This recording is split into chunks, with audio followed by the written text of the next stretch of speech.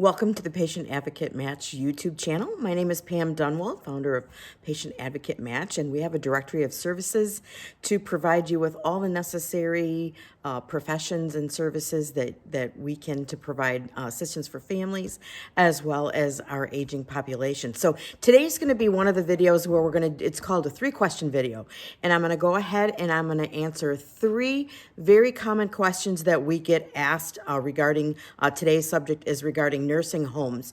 So when it comes to nursing homes, these 3 questions come up pretty regularly. Number 1, how can I put my parent into a nursing home? Number 2, can my parents leave the nursing home once they're there?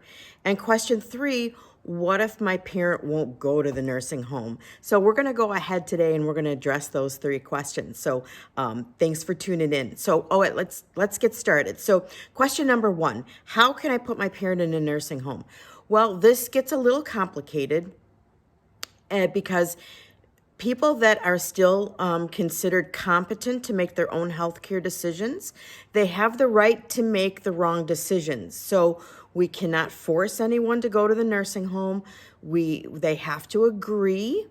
The only way that we could force or try and get our elder parent into a nursing home is if for some reason they have been deemed incompetent, which means 2 doctors have completed a form saying that they no longer can make their healthcare decisions, and then the process can start to get them placed. Hopefully there's advance directives or a living will or a healthcare power of attorney in place, because this would list someone, a family member or someone that your parent had trusted to make these healthcare decisions.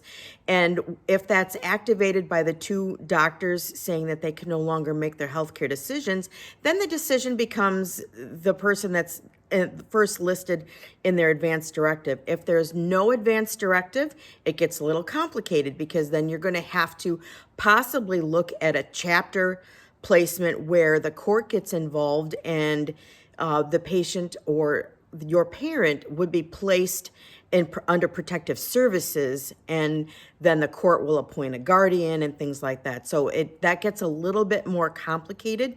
Every state, you need to check with your state regulations. The biggest tip I can give here is to check with the doctor's office, ask to speak with the social worker there, can give you information. Also, every county has a senior resource center, an aging disability resource center, some senior service government agency that can give you some tips and who you can talk to in this situation.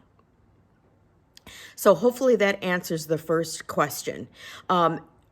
Before we move on to the second question, just wanted to ask everyone before I forget, please, if you find this information valuable, please go ahead and subscribe to our YouTube channel. We always have some good information in the description and the links with our video. Oftentimes on our single subject videos, we'll have checklists or cheat sheets, things that you can use to help solidify the topic and be able to follow the action steps depending on what we talked about for the video. So please go ahead and subscribe to the channel. We'd appreciate that. Thus, let's move on to the second question. So number 2, can my parent leave the nursing home? Same kind of building on that first question. The answer, again, depends on whether or not they've been deemed competent. So if your parent upon their free will, agreed to go to the nursing home, say, okay, I'll try it for a month or so. If I don't like it, I'm coming home. You can't make me stay there.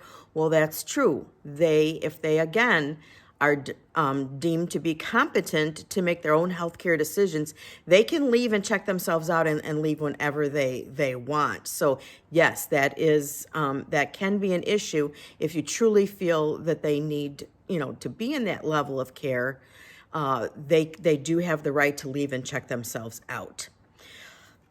So let's move on to question number 3. What if my parent won't go to the nursing home? Again, that kind of builds on the same question as number 1. We can't force them if they are if they've been deemed competent to make their own healthcare decisions. We can't make them go.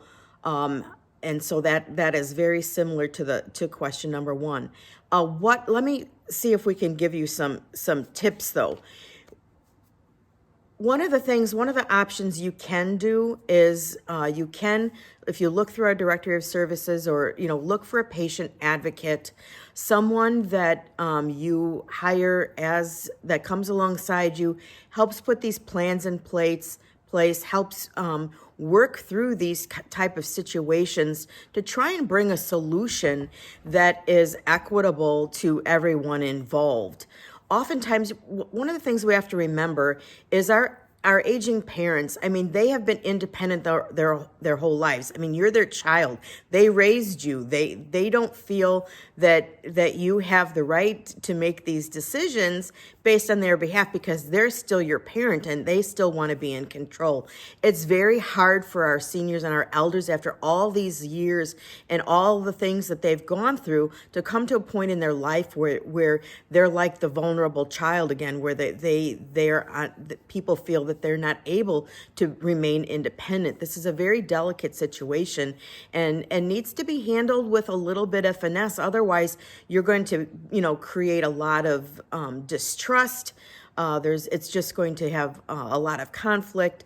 And so reach out. If you're in a situation where your parents need more help, reach out to resources, reach out to the doctor's office, reach out to your senior resource center, look for a patient advocate, someone whose job is a nurse, or sometimes health advocates are not nurses, but again, they come alongside, represent you and your family, and they help you work through all these challenges and put a plan in place. And so one of the things is we're going to have a course for siblings that's going to be coming out.